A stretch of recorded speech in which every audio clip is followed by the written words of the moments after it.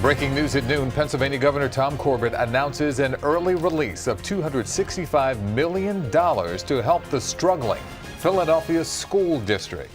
Hello, everyone. I'm Yuki Washington. And I'm Pat Shiraki. But the district superintendent is saying that the money won't close the big budget gap that is hanging over the school year.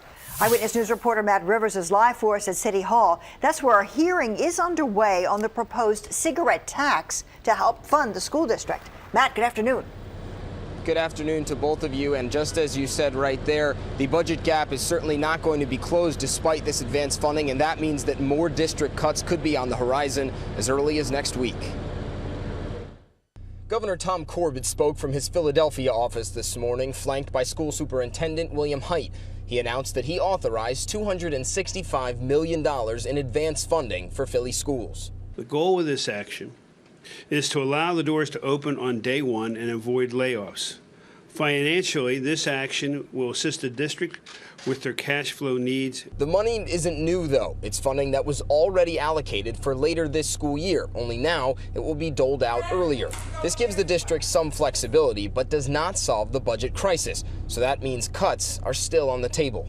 Although we're thrilled with the advancements, we're thrilled with certification, it does not resolve the $81 million budget gap. All this was prompted after state legislators failed to vote on a $2 per pack Philadelphia cigarette tax last week. School officials were counting on that money to make up the district's budget deficit. At a hearing Wednesday morning across the street, Mayor Nutter testified to a state committee meeting at City Hall, expressing anger over what he called an insane political battle over the tax that began last year. Yet we are a year later in the vortex of legislative and political hell, going back and forth about whether or not the local citizens here should be able to fund their own schools with their own tax dollars.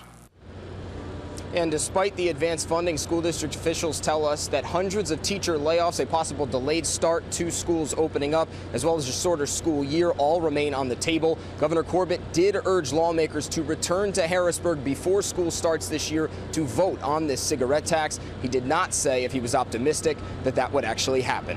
We're live outside of City Hall. Matt Rivers, CBS 3 Eyewitness News.